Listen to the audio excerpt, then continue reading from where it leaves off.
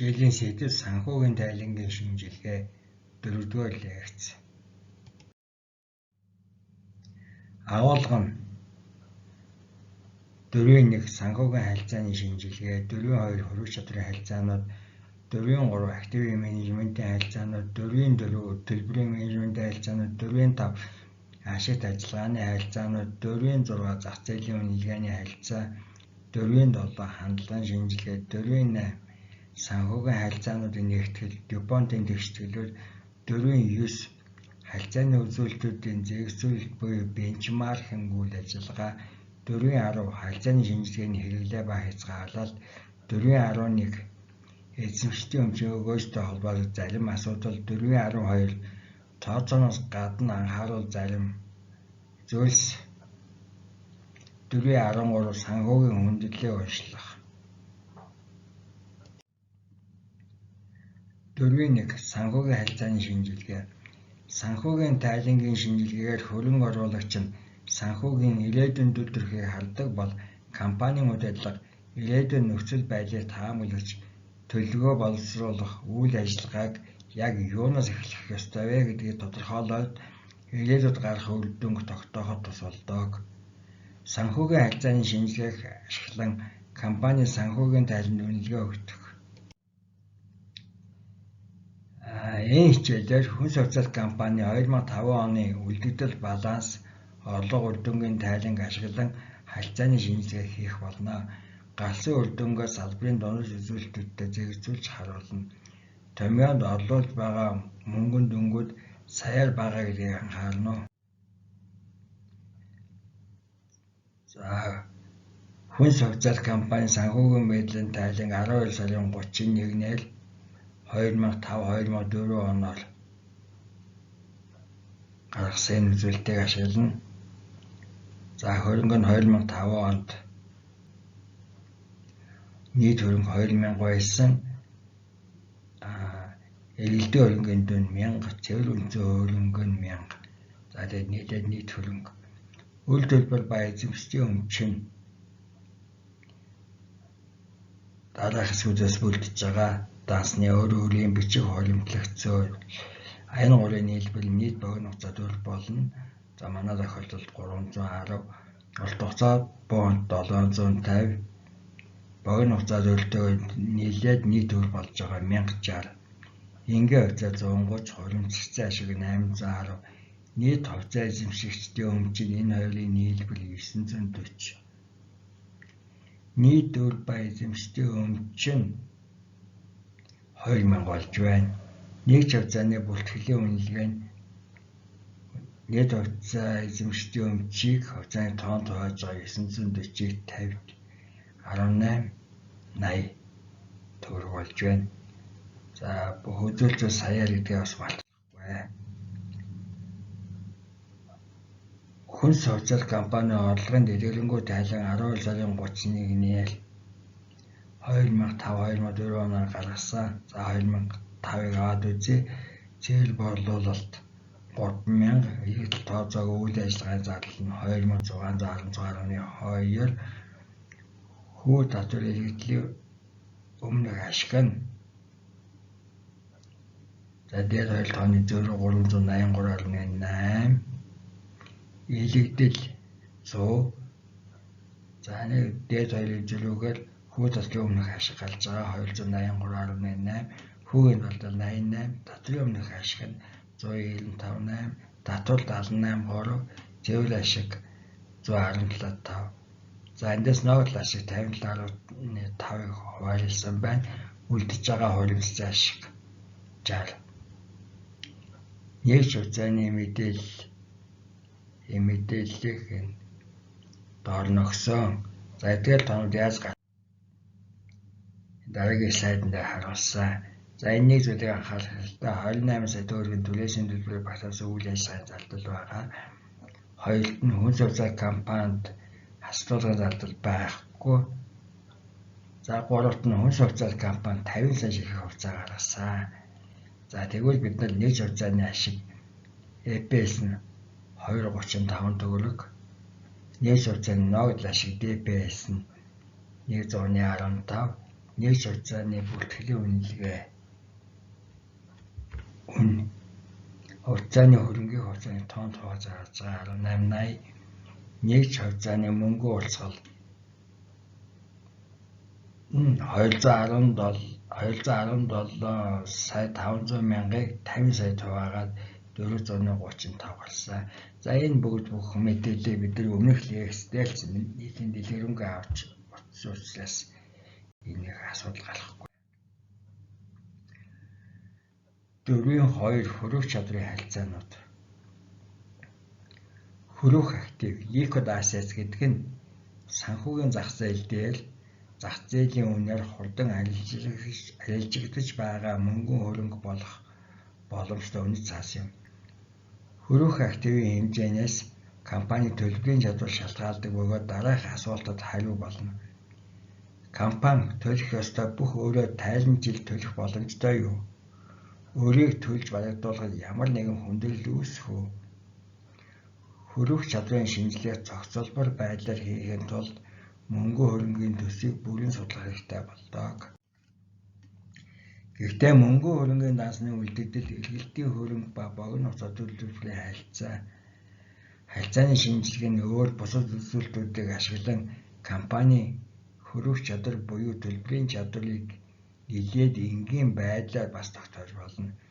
Хөрөх чадрын харилцааны бүлэгт багтахыг нэлээд түгээмэл хэрэглэдэг хоёр үзүүлэлтийг одоо харж үзье.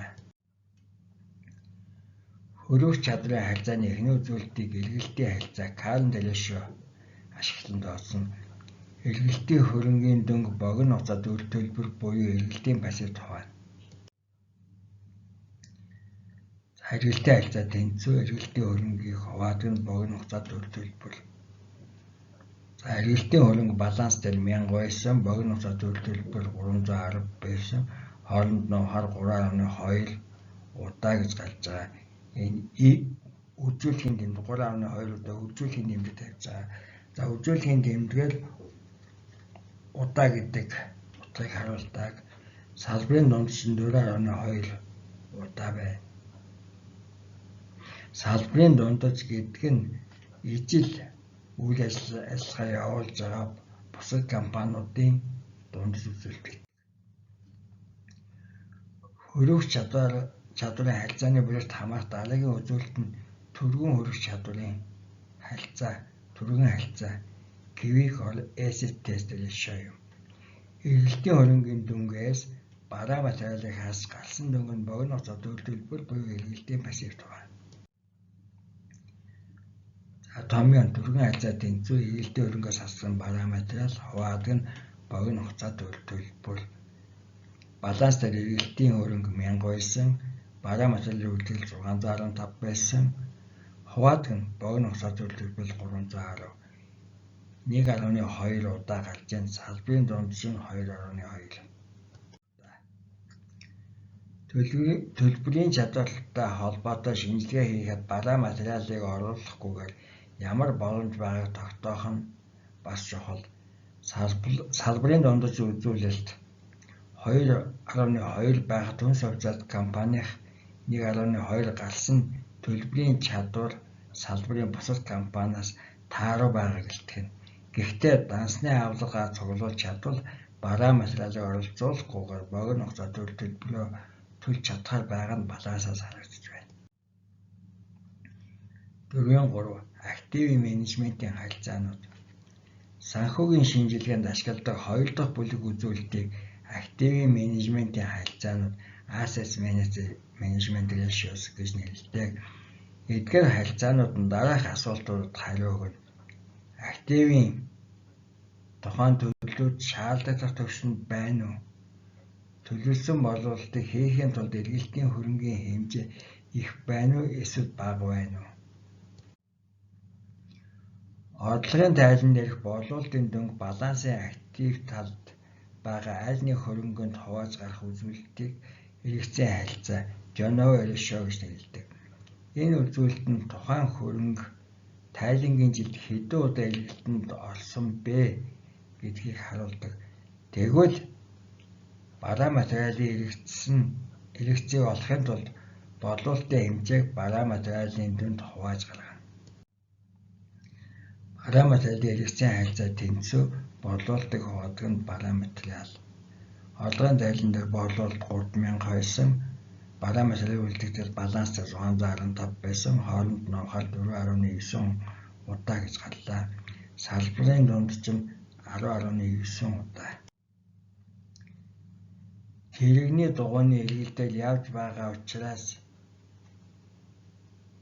ажиж аваа бараа материалыг эргэлтийн хөрөнгө гэж нэрлэсэн түүхтэй. Бараа материал заргаруул ашиг олох зорилгоор нэг удаа илгээтэнд орлоо гэж хэлдэг болжээ. Жилд хэдэн удаа тэргээр явж арилжаа 8 хийсэн бэ гэдгээс хамааран бараа материалын жирийн хэрэгцээг тооцдог болсон. Үүнтэй уялдан гарч ирсэн дараагийн нэр томьёо нь ажлын капитал, working capital. Бараа материал байгаа учраас тэрийг явж худалдаач 8 хийж ажилдаа болно. Ажил хийх нөхцөлийг бүрдүүлж байна гэдэг утгаар нь эргэлтийн хөрөнгийг өөрөөр бас ажлын капитал гэж нэрлэжээ.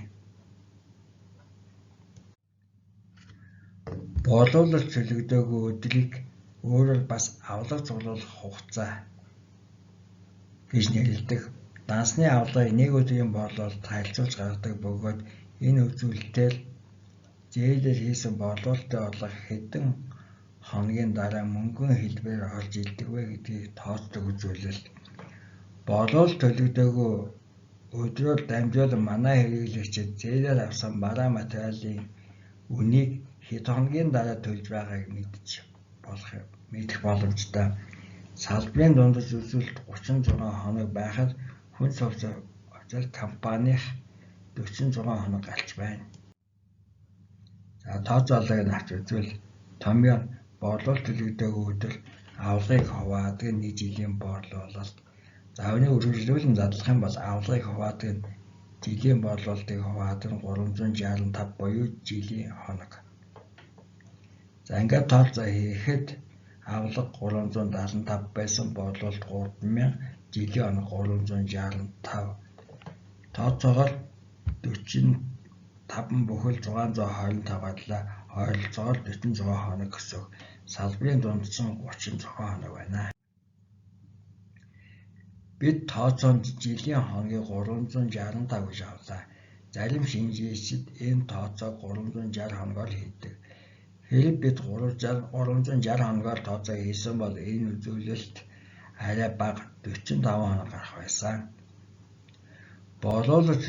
Борлуулалт төлөгдөөгүй өдрийн тоог ижил нөхцөлд үйл ажиллагаа явуулж байгаа компаниудын дундчтай харьцуулж дүгнэлт гаргадаг.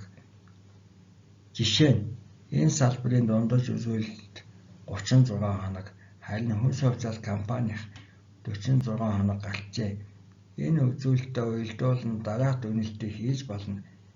Компанийн үйлчлүүлэгчид худалдан авагчид авсан барааныхаа үнийг 46 хоногийн дараа төлж байгаа нь бусад компанийн үйлчлүүлэгчдээс хожим буюу 10 хоногийн дараа төлбөр тооцоо хийдэг байна. Өөрөөр хэлбэл цагтаа төлбөр тооцоогоо хийж амждаггүй гэсэн үг.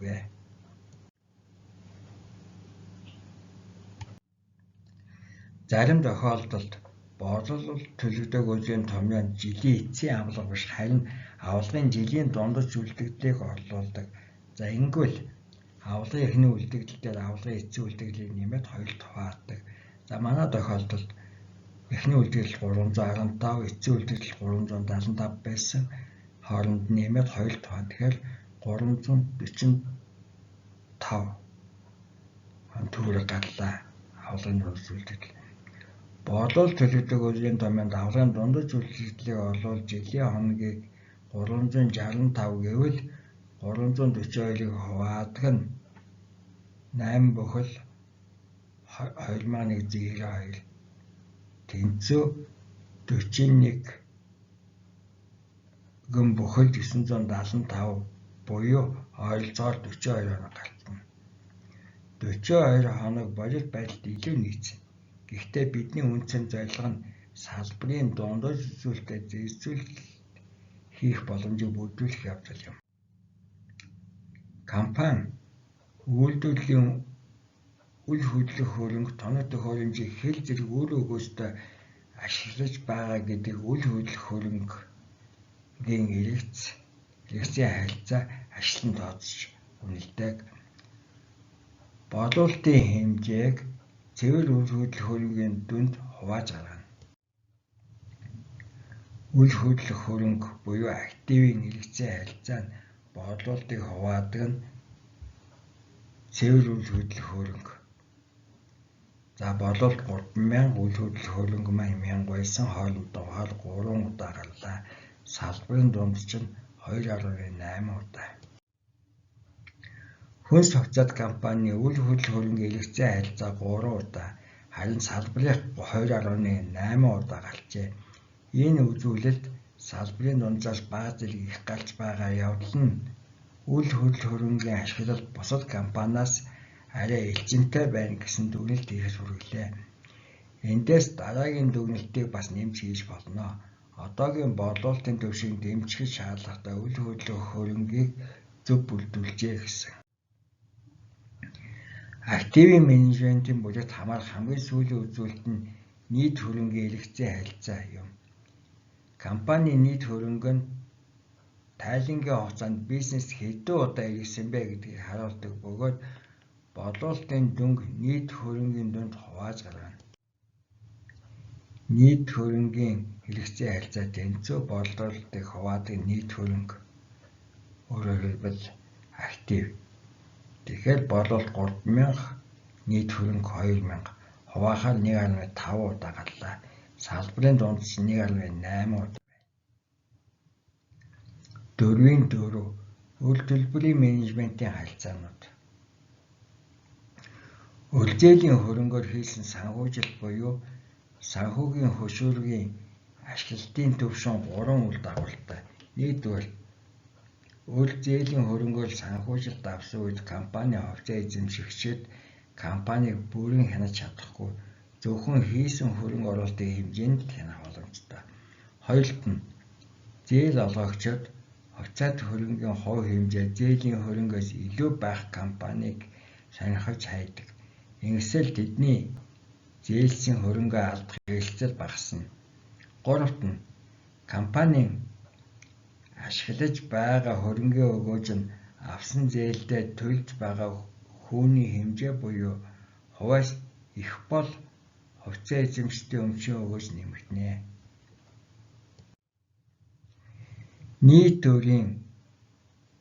Нийт өрийг нийт хөрөнгөний дунд хувааж гарсан үзүүлэлтийг өрийн харилцаа дебит ratio гэдэг бөгөөд энэ нь зээл олгогчдын өгсөн хөрөнгө нийт активын дунд хэдэн хувийг эзэлж байгааг харуулдаг. Өрийн харилцаа тэнцүү нийт өрийг хуваадаг нийт хөрөнгө буюу актив. За нийт өр богино хугацаат өр, урт хугацаат өрийн нийлбэр байдаг 310-д 750-ыг нэмээд нийт хөрөнгөнд хуваасан 2000. Тэгэхээр 53% гарлаа. Салбарын дундч нь 40%. Манай жишээн дээр хүнс хувьцаат компани өрийн харилцаа 53% гарлаа.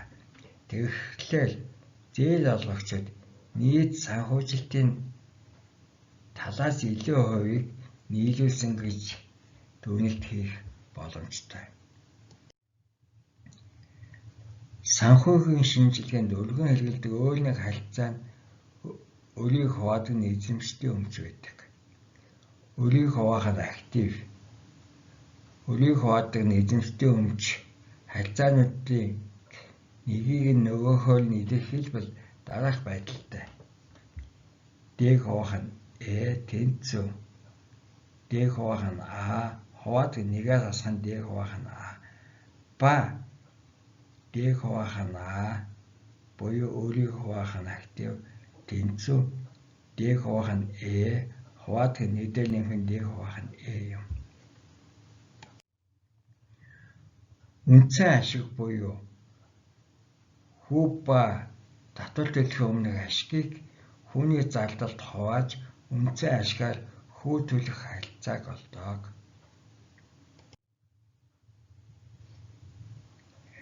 Үндсэн ашгаар хүү төлөх харилцаа тэнцүү, хүү татварын өмнөх ашгийг хуваадаг хүүгийн зардал. За орлогын тайлан дээр хүү татврын өмнөх ашиг нь 283.8 байсан, хүүгийн зардал 88 байсан. Хуваахаар 3.2 удаа гарлаа. Салбарын дундчид нь 6 удаа байжээ. Үндсэн ашгаар хүү төлөх чадварын харьцаагаар компани үйл ажиллагааны ашгаар зээлийн хүүтэй холбоотой тогтмол зардлыг жилд хэдэн удаа төлж чадах вэ гэдгийг харуулна. Зээлийн хүүг төлж чадахгүй бол зээл олгогчид нь хуулийн байгууллагад хандаж компанийг татан буулгах, дампууруулах асуудал зөвшөөрөгдөж болох талтай. Энэ харьцааны хөлтөлд байгаа хүү ба татврын өмнөх ашиг нь цэвэр ашигаас их байна. Яагаад гэвэл зээлийн хүүг татврын өмнөх ашигаас төлдөг. Тэгэхээр татвар бол компани хүү төлөх чадварт нөлөө үзүүлэхгүй. Үндсэн ашгаар хүү төлөх харьцаа нь компанийн бизнесийн үйл ажиллагаанд авсан зээлийн хүүг төлөх чадварыг харуулдаг боловч чухал хоёр өөр зүйлийг орхигдуулсан байдаг. Нэгдүгээр компанийн зүгээс гарах санхүүгийн тогтмол зардал хуулийн дагуу төлөх зээлийн үндсэн болон хүүний төлбөрөөс гадна хөрөнгийн төлөөсийн зардал багтсан байх ёстой. Байнга гарах санхүүгийн тогтмол зардлыг нарийн тооцож нөөц бүрдүүлж хуваарлахгүй бол санхүүгийн хүндрэл үүснэ. Хоёрдугаард хүү татврын өмнөх ашиг нь үйл зээлтэй холбоотой бүх мөнгөн урсгалыг өөртөө багтаадаггүй. Илэрлийн зардал, хасагдуулгын зардал ихтэй компанийн хувьд энэ нь илүү их мэдрэгдэнэ. Энэ үед банкны зээлийн мэргэжилтнүүд болон компани нэгтлэн бодогчид хүү татвар илэгдэл хасагдуулахын өмнөх ашгаар тогтмол зардал төлөх харьцааг гэдэг үзүүлэлтийг ашигладаг. Энэ харьцааны хөлтөлд төлбөрт ашиглах боломжтой бүх мөнгөн урсгалыг харин хуваалд барагдуулах ёстой бүх санхүүгийн төлбөрийг багтаасан байдгаараа давуу талтай томьёо хүү татвар илэгдэл хоригдуулгын өмнөх ашгаар тогтмол зардал төлөх харьцаа тэнцүү. За хүү татвар илэгдэл хоригдлын өмнөх ашиг дээр нэмэгдэн төлөөсийн төлбөр, хуваалцах нь доод талд нь хүү дээр нэмэгдэн зээлийн үндсэн төлбөр, нэмэгдэн төлөөсийн төлбөр. За манай тайлангийн үзүүлэлтүүд бусад санхүүгийн мэдээллийг ашиглах юм бол хүү татвар илэгдэл хоригдуулгын өмнөх ашиг нь 383.8, төлөөсийн төлбөр 28.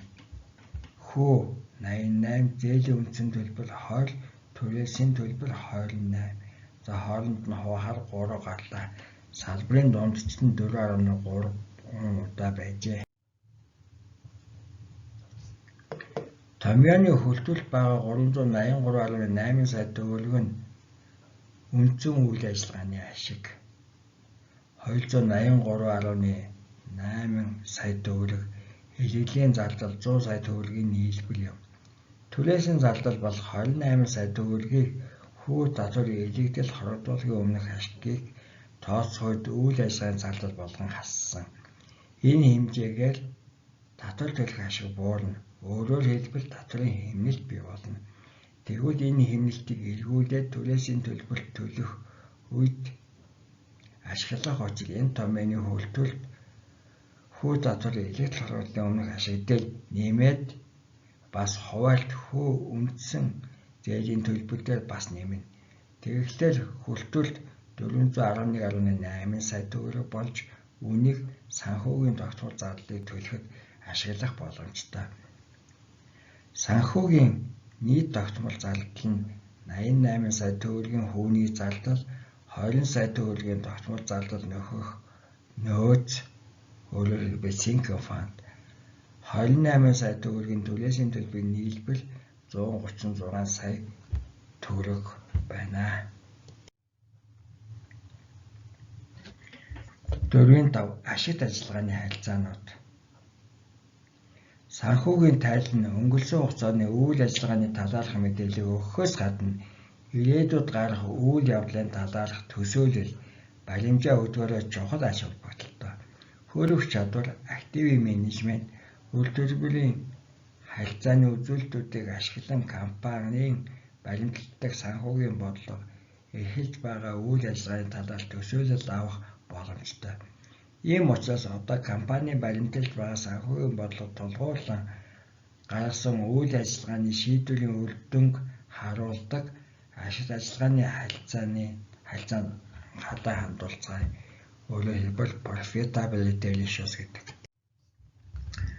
Борлуулалтын ашигт ажиллагаа profit margin on sales цэвэр ашгийг борлуулалтын дунд хувааж гаргадаг. Өөрөөр хэлбэл борлуулалтын нэг төгрөг нь хэдэн хувийн ашиг авч ирж байгааг харуулдаг үзүүлэлт. Борлуулалтын ашигт ажиллагаа тэнцвэр цэвэр ашгийг хуваадаг нь борлуулалт. За цэвэр ашиг 117.5 байсан борлуулалт 3,000 байсан. Хуваахаар 3,9% гарч байна. Салбарын дундч нь 5. Хүнс хувьцаат компани борлуулалтын ашигт ажиллагаа 3,9% байгаа нь салбарын дунд үзүүлэлт болох 5%-аас доогуур байна. Энэ нь зардал өндөр байгаатай холбоотой. Өөрөөр хэлбэл үйл ажиллагаа нь ашиг муутай гэсэн үг. Борлуулалтын ашигт ажиллагаа бага байх дараагийн нэг шалтгаан нь үр зээлийн хөрөнгийн ашиглалттай бас холбоотой. Үр зээлийн хөрөнгө ашигласнаар компани хүү төлнө. Компани ашгийг хүү төлсний дараах байдлаар гаргахыг мартаж болохгүй.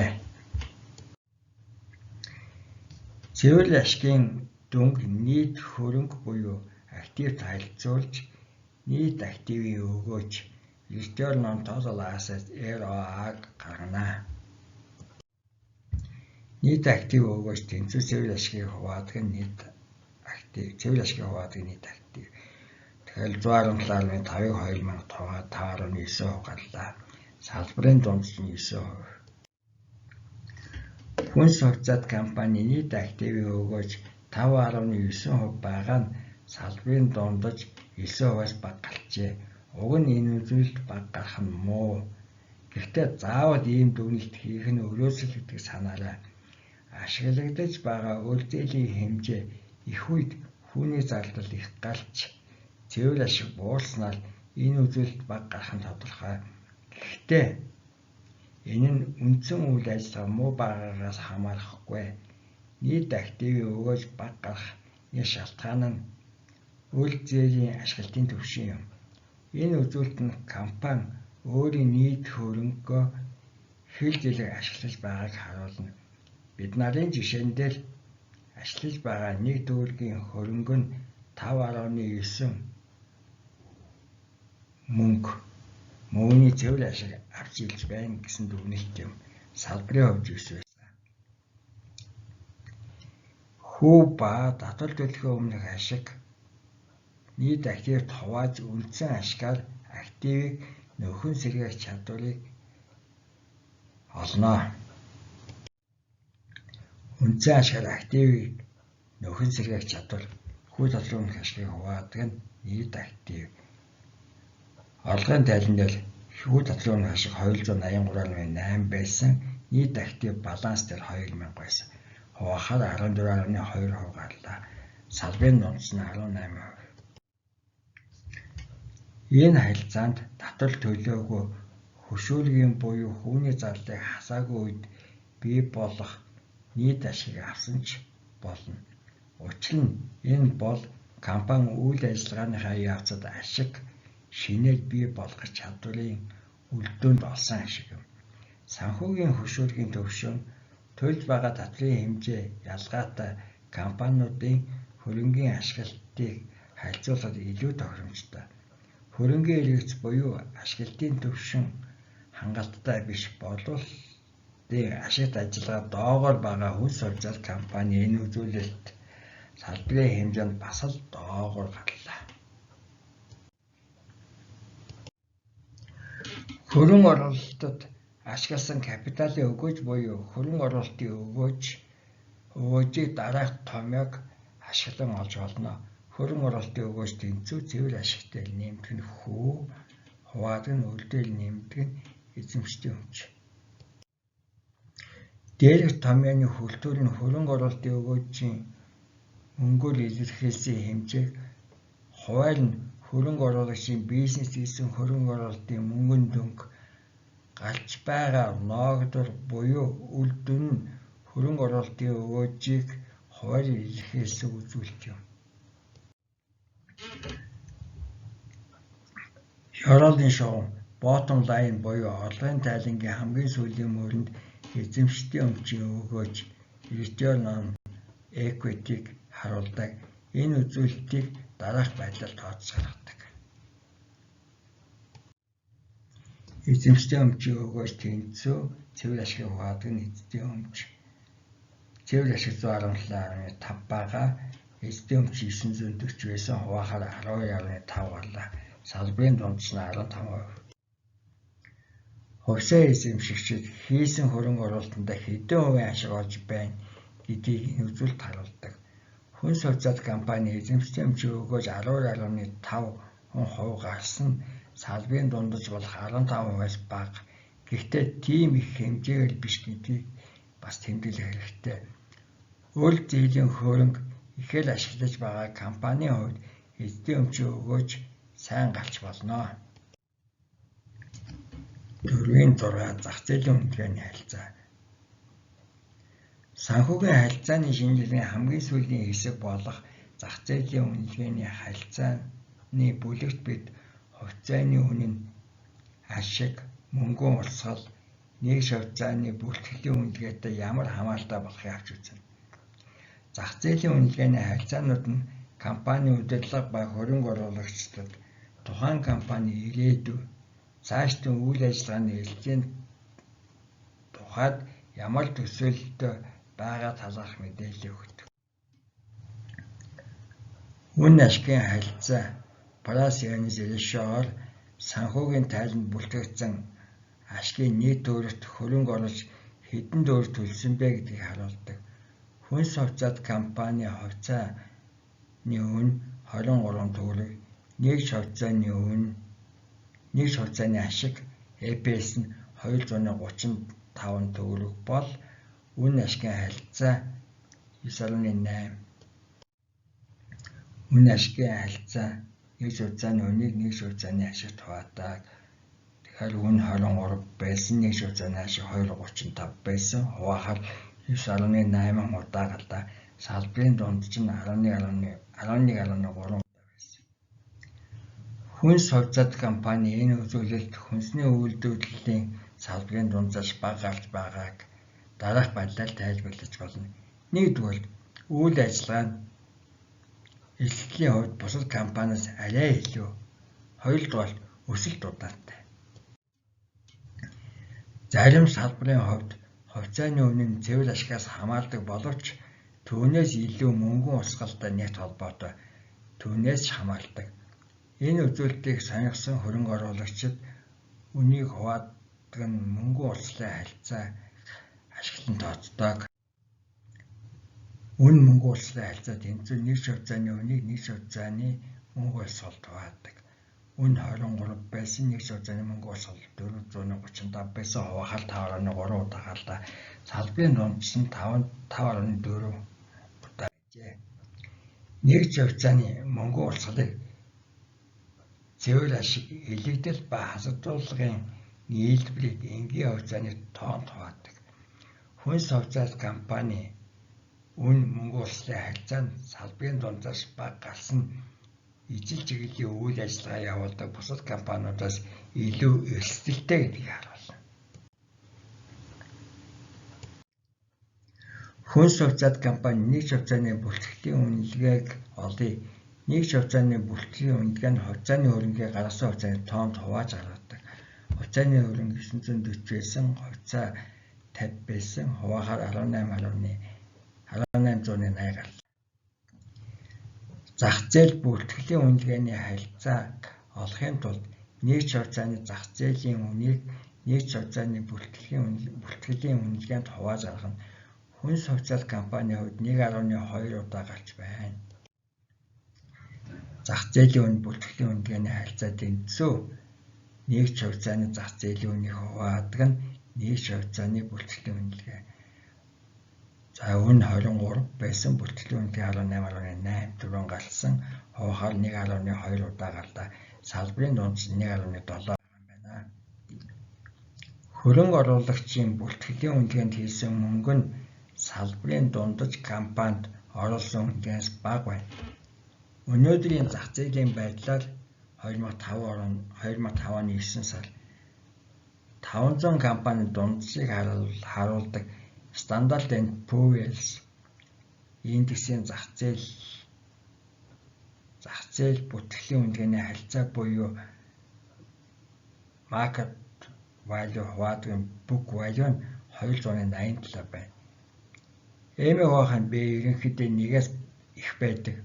Өөрөөр хэлбэл хөрөнгө оруулагчийн зүгээс хувьцаанд төлөх мөнгө нь бүртгэлийн үнэлгээнээс их гэсэн үг. Яагаад гэвэл компанийн баланс туссан хөрөнгийн үнэлгээ нь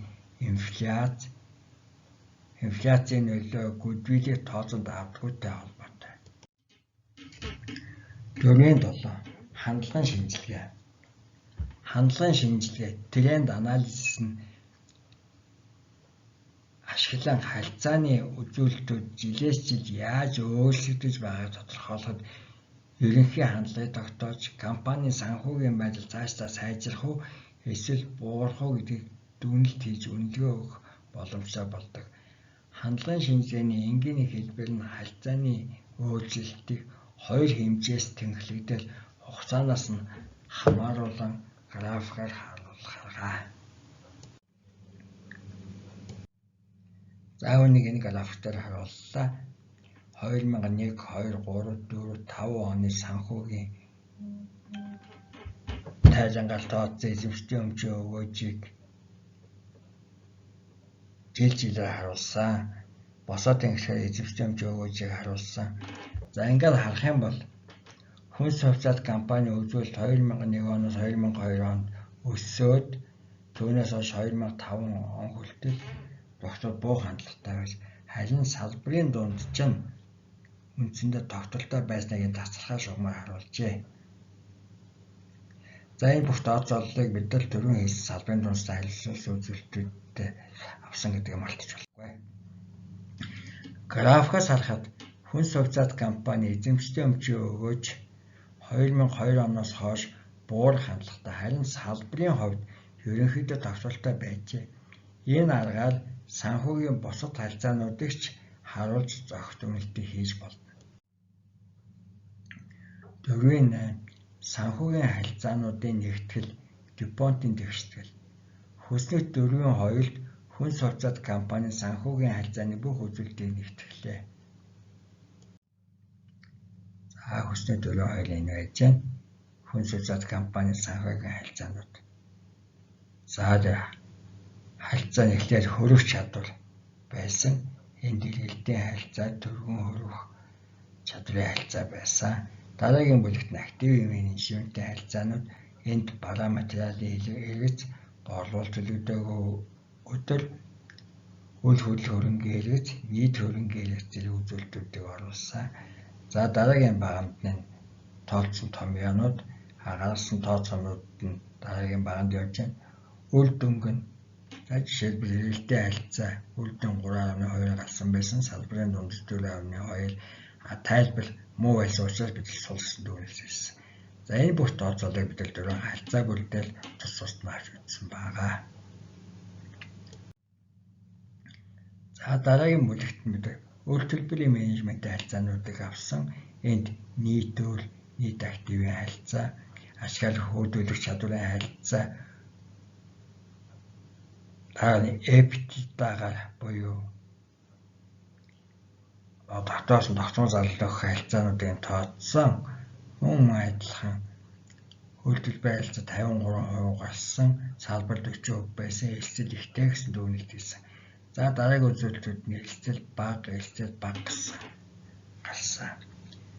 За дараагийн улаан сумаар ашиг ажиллагааны бүлгийг харуулсан. Энд борлуулалтын ашигт ажиллагаа, нийт активын өгөөж, үндсэн ашгаар активыг нөхөн сэргээх чадвар, эзэмшигчдийн өмчийн өгөөж гэсэн үзүүлэлтүүд гарсан. Мөн энэ үзүүлэлтийн томьёонуудын дараагийн баганд харуулад тооцоололтой хэвдэл төвийн хийчихсэн байгаа. Тус тусад нь галсан үр дүнгуудыг салбарын дундаас харьцуулаад дүгнэлт өгсөн. За тэгээ ерөнхийдөө салбарын дундаас муу байсан учраас тааруу гэсэн дүгнэлтүүдийг өгсөн. За хамгийн сүүлийн бүлэг болох зах зээлийн үнэний харилцааны бүлэг байсан. Энд бид нар үн ашигын харилцаа, үн мөнгөн гүйлгээний харилцаа, зах зээлийн үн бүртгэлийн үнэний харилцаануудыг мөн тооцож гаргаад жоох дүгнэлтүүд өгсөн. За ингээд нэгтгэл харуулж болтгоо.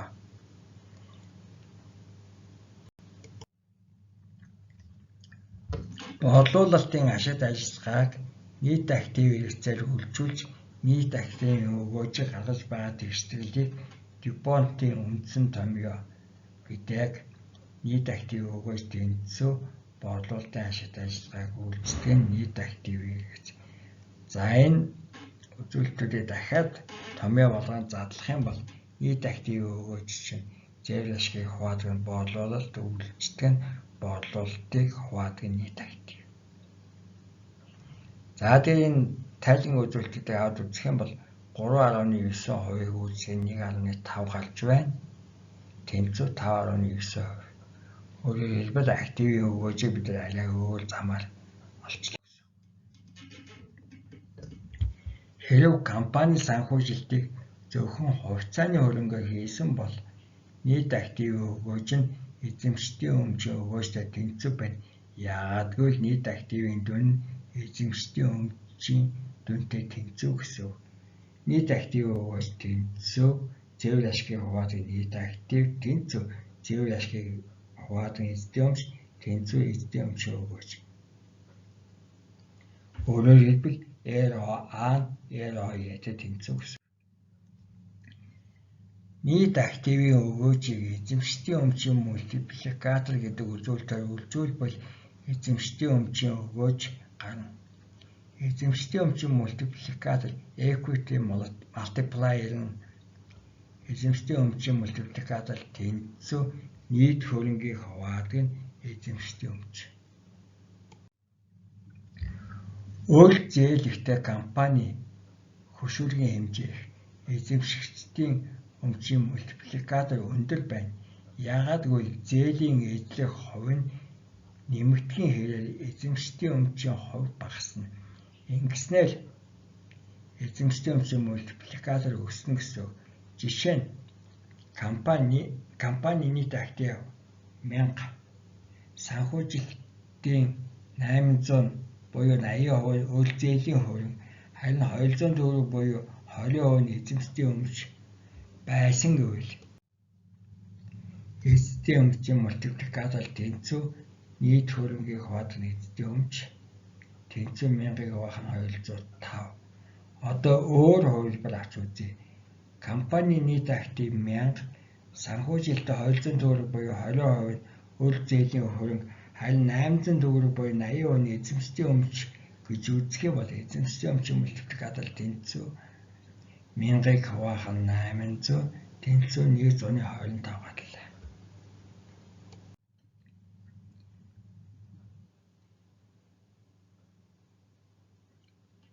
Үрийн харилцааг доос өөр нэг хувилбар бас авч үзсгээ.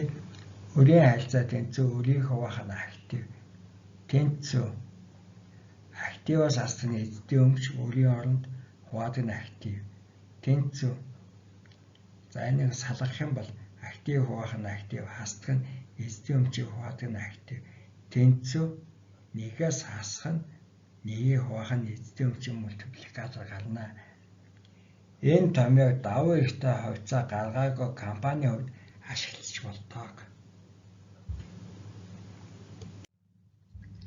Хүнс хувьцаат компани эзэмшдийн өмчийн өгөөж нь нийт активын өгөөж ба хөшүүргийн үйлчилгээс хамаарна. За томьёог харуулбал эзэмшдийн өмчийн өгөөж тэнцүү нийт актив өгөөжийг хуваад үйлчдэг нь эзэмшдийн өмчийн мультипликатор. Эзэдийн өмчийн өгөөж тэнцүү нийт актив өгөөж эзэн зэвэр ашигыг хуваах нь нийт актив бага үйлчдэг нь мультипликатор нь нийт активыг хуваах нь эзэдийн өмчийн өмч байдаг.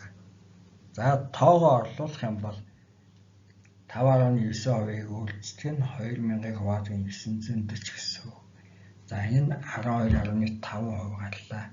Өөрөөр хэлбэл эзэдийн өмчийн өгөөж нь 12.5. Бидний бүр анх хийжсэн тооцоод ижил гарч. 4.1, 4.2 томьёонуудыг ашиглан DuPont-ийн дэлгэрэнгүй тэгштгэл гаргаж болно. Энэ тэгштгэл борлуулалтын ашигт ажиллагаа, нийт активийг эргэж, эзэмшигчдийн өмчийн мультипликаторын үйлчилгээг ашиглан эзэмшигчдийн өмчийн өгөөжийг өөрөөр хэлбэл ROI-г тодорхойлно. За эзэмшигчдийн өмчийн өгөөж тэнцүү борлуулалтын ажиллагчид ажиллагаа үйлчлэгийн нийт активийг эргэж, үйлчлдэг нь эзэмшигчдийн өмчийн мультипликатор. За энийг дахиад задлах юм бол цэвэр ашигын хуваалга нь борлуулалт, үйлчлдэг нь борлуулалтыг хуваах нийт актив, үйлчлдэг нь нийт активийг хуваадаг нь эзэдийн өмч. За энэ 4.3 гэсэн томьёог бид гаргаж авлаа. Хүнс хувьцаат компанийн хувьд энэ тооцоог хийх юм бол ROI тэнцүү 3.9%-ийг үйлчлдэг нь 1.5, үйлчлдэг нь 213, тэнцүү 12.5. За тэгэхээр түрүүний үзүүлэлттэй мөн адилхан гарч ирэх гэсэн үг. 12. Эзэмшигчдийн өмчийн өгөөжийг бас шууд гаргаж болох байсан. 4.3 томьёонд болвол нийт актив гэсэн үзүүлэлтийг хураангуулах юм бол эзэдийн өмчийн өгөөж тэнцүү цэвэр ашигын хуваах нь борлуулалт, үйлчлдэг нь борлуулалтыг хуваадаг нийт актив, үйлчлдэг нийт актив хуваадаг эзэдийн өмч. За ингээ харах юм бол хоёр борлуул хүлцэлд байгаа хуваалт байгаа хоёр борлуулалтыг хураагаад нийт активийг бас хураах юм бол эзэдийн өмчийн өгөөж нь цэвэр ашигыг хуваадаг нь эзэмшигчдийн өмчийн өмч болно. Өөрөөр хэлбэл бид мөр анх үзчихсэн эзэдийн өмчийн өгөөжийн томьёо. За тэгээд тоогоо орлуулах юм бол 117.5-ыг хуваадаг нь 940, тэнцүү 12.5. DuPont-ийн дэлгэрэнгүй тэгшгэлийг хэрэглээд нийт активийг эргэж, үйл зээлийн ашиглалтны эзэмшигчдийн өмчийн өгөөжөд ямар нөлөө үзүүлж байгааг тодорхойлох боломжтой болдог. DuPont-ийн диаграмм, DuPont чарт нь хөрөн оруулалтын өгөөж, нийт активийг эргэж, борлуулалтын ашигт ажиллагаа, хөшүүргийн хоорондын хамаарлыг харуулсан цогцлбор үзүүлэлт.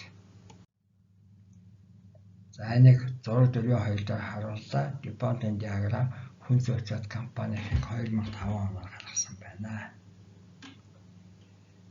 За ингээд харах юм бол DuPont-ийн диаграммыг хоёр хэсэгт хувааж болно. За зүүн тал нь орлогын дэлгэрэнгүй тайлангийн үзүүлэлтүүдийг авдаг. Баруун тал нь санхүүгийн байдлын тайлан балансын үзүүлэлтүүдийг авсан байна. За балансыг аваад үзье. Мөнгө ба зах зээл дөрвөн борлуулалт үнэт цаас нь 10 байсан, дансны авалга 375 байсан, бараа материал нь 615 байсан. Энэ бүгд энэ гурав нийлээд эргэлтийн актив болно. Нийлээд эргэлтийн актив нь 1000 болж байгаа. За энэ дээр үндсэн хөрөнгө нэмээд өгөх юм бол 1000 нэмээд өгөх юм бол нийт актив болно. Өөрөөр хэлбэл энэ нь 2000 гэсэн. За энэ үзүүлэлтийг борлуулалт 3000 байсан, борлуулалтыг энэ тоонд хуваах юм бол борлуулалтыг хуваадаг нь актив 1.5 гарлаа. Өөрөөр хэлбэл активийг эргэж гэсэн үг. За зөвмөрөө диаграммын зүүн талыг авч үзье. Энэ дандаа орлогын тайлангууд байж байгаа. Үйл ажиллагааны зардал 2666 байсан, илэгдэл 100, хүү 88, татвар 78.3. За энэ дөрв чинь нийлээд нийт зардлыг бүрдүүлж байгаа 2880.5. За борлуулалт 3000-аас нийт зардлыг хасах юм бол ашиг гараад ирнэ 117.5. Энэ үзүүлэлт бүгд орлогын тайландаа барьж байгаа гэдгийг бас тулгаад явахад буруутгахгүй. Ашигаа борлуулалт буюу 3000 хуваачаар борлуулалтын ашигт ажиллагаа хадгалж байгаа. Энэ ашиг хуваах бол 3.9%.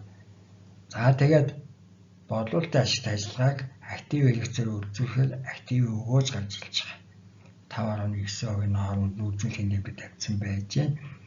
За активийн өгөөжийг эзэмшлийн өмчийн мультипликатораар үйлчүүлэх юм бол өөрөөр хэлбэл 223 үйлчүүлэх юм бол эзэн өмчөө өгөөж 12.5% гарч ирж байна.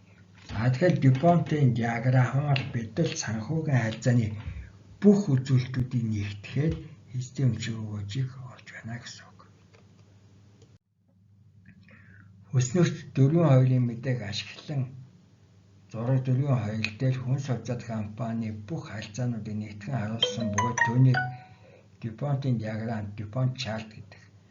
Компани менежер энэ үзүүлэлтээр хөрөнгө оруулалтын өгөөж, активын эргэж, борлуулалтад ашигын эзлэх хэмжээ, санхүүгийн хөшүүрэг зэргийн хоорондын уялдаа зохицуулах байдлаар нэгтгэн харуулдаг.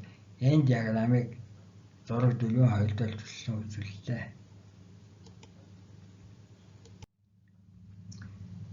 DuPont-ийн диаграмын зүүн талд нь борлуулалтын орлогын дүн, нийт зардал зэргийг харуулав. Борлуулалтын орлогоос нийт зардлыг хасч компани үндсэн үйл ажиллагааны цэвэр ашгийг тодорхойлно. Цэвэр ашгийн хэмжээг борлуулалтын орлогын дүнд хувааж борлуулалтын төвөрөг тутамд ногдох цэвэр ашгийн хэмжээг олно. Энэ үзүүлэлт бага гарах эсвэл буурах хандлага ажиглагдвал зардалын элемент бүлэг наривчлан судалж учир шалтгааныг нь илрүүлнэ. Түүнийг сайжруулалт гаргах хэмжээг боловсруулах шаардлагатай байдаг. Диаграмын баруун тал бүх активыг нэгтгэн харуулав. Борлуулалтын нийт дүнг нийт активын дүнд харьцуулж түүний эргэцийг тодорхойлно. Нийт активын жидийн эргэц 1.5 удаа. Борлуулалтын төвөрөг тутамд ногдох ашигын хэмжээг нийт активын эргэцээр үйлчилж DuPont-ийн томьёо гаргана. Энэ нь нийт активын өгөөжийн түвшинтэй тэнцэв. Хүнс хувьцаат компани борлуулалтын төвөрөг тутмаас 3.9 мөнгөний ашиг олдог. Активын жилийн эргэц 1.5 удаа. Активын өгөөж нь 585% боллоо. 4.9 Харьцааны үзүүлэлтүүдийн зэрэгцүүлэлт буюу бенчмаркинг үйл ажиллагаа. Харьцуулан зэрэгцүүлэх зорилгоор харьцааны шинжилгээ хийгээд компани харьцааны үзүүлэлтүүдийг салбарын дундаж үзүүлэлттэй харьцуулж дүгнэлт хийж шийдвэр гаргадаг. Хүнс хувьцаат компани шиг компани менежерүүд зөвхөн хүнсийн салбарын дундастай харьцуулаад зогсохгүй салбартаа тэргүүлж яваа шилдэг компани үзүүлэлтүүдтэй харьцуулж шийдвэр гаргах хэрэгтэй байдаг. Энэ үйл ажиллагааг суур үзүүлэлтүүдтэй зэрэгцүүлэх арга техник буюу бенчмаркинг гэнэ. Харин суур үзүүлэлт тооцоход санхүүгийн үзүүлэлтийг нь ашиглаж байгаа компаниудыг бенчмаркинг компаниуд гэдэг. Хүнс хувьцаат компани менежментийн багийн хувьд бенчмарк болгож дараах компаниудыг сонгожээ. Campbell Soup, лаазалсан шүлэг үйлдвэрлэгч Dean Foods, лаазалсан болон хөлдөөс ногоо үйлдвэрлэгч компани Del Monte Foods, Jim's ногооны компани, Heinz кетчуп хоол амтлагч үйлдвэрлэлийн компани, Flowers Industries тал нарийн боовны компани, Sara Lee жигмийн үйлдвэр, Hershey's Foods шоколад чихэл шингэн чихрийн үйлдвэр зэрэг. За эдгээр компаниудыг олсон ашигын хэмжээнээс нь хамааруулан жагсааж харуулав. За энэ их өсрийг Yahoo Finance 2005 оны 915 онд сайтаас авсан. За компаниуд нь саяхан дурдсан компаниуд байж гэн нийт ашигын хэмжээ нь тэр байж гэн. За тэгэхээр манай хүнс компани энэ компаниудын дунд нь улаанаар тэмдэгдсэн байна. За нийт ашиг нь 3.9% байсан. Бид л түрүүн тооцоог хийж гисэн байж байгаа. Өөрөөр хэлбэл цэвэр ашиг борлуулалт хуваас үзүүлэлт. За ингээ харахад бид л дунд сайд явж байна. Нэг тэргүүлээд аашгүй байна гэдгийг бас түгэж байна. Хүнс хувьцаат компани удирдлагын хувьд салбарын дундаж болон тэргүүлэх компаниудын санхүүгийн бенчмарк үзүүлэлтүүдийг тогтоосоор өрсөлдөх чадвараа нэмэгдүүлэхийн тулд чухам ямар асуудалд илүү анхаарах ёстой вэ гэдг нь тодорхой болдог. Ашиг орлогоос нь хамааруулан гаргасан жагсаалтанд хүнс хувьцаат компани дундуур байгаа нь тухайн компани үйл ажиллагаагаа сайжруулах олон боломж байгааг харуулна. Санхүүгийн бусад үзүүлэлтүүдийн хувьд мөн ийм жагсаалт гаргаж шинжилгээ хийж болно. Зэрэгцүүлэлт хийх үзүүлэлтүүдийг авч болох олон их үүсвэр бий. Жишээ нь MSN Money вебсайт. За энэ сайтын линк байж байна. Энэ сайтаас авсан зарим салбарын үзүүлэлтийг хүснэгт 4-3 жагсаан харууллаа. Санхүүгийн шинжилгээнд ашиглаж болох үн цэнтэй мэдээлэлүүдийг компаниуд Value Line, Investment Survey, Dun & Bradstreet, банкуудын холбооны зээлийн мэргэжилтнүүдийн Robert Morris Associates зэрэг.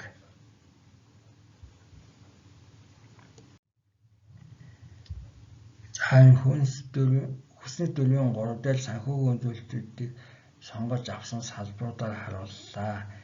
За энэ салбарууд нэнд хувцсны дэлгүүр, машины үйлдвэр, ундааны үйлдвэр гэх мэт ингээд явагдаж байна. Бидний хувьд бол энэ хүнсний үйлдвэр чухал байсан. Энэ багны толгойд харилцаануудыг харуулсан байгаа. Эргэлтэй активыг богино хугацаа төлөвлөлбөл хуваацсан байна. Борлуулалтыг балаа материал, борлуулалтыг нийт актив гэх мэт. За энэ үргэлжил байж байна.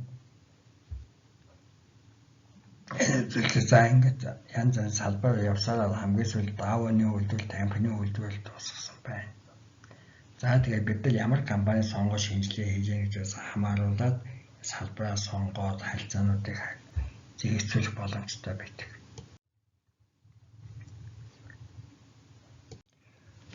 Дөрвийн 10 харилцааны шинжилгээний хэрэглээ ба хязгаарлалт. Харилцааны шинжилгээ ашигладаг хэрэглэгчдийн 3 бүлэгт хувааж болно. Нэгдүгээрт харилцааны үзүүлэлтүүдийг ашиглан шинжилгээ хийгээд хяналт тавьж үйл ажиллагааг сайжруулдаг менежерүүд. Хоёрт банкны зээлийн хэлтээс бондын судалгааны багт ажиллаж компанийн төлбөрийн чадварыг судалдаг зээлийн шинжээчид. Гуравт нь компанийн үйл ашиг, бүтээмж, эрсдэл, хэдийн өсөлтөд анхаарал хандуулдаг хувьцааны шинжээчид.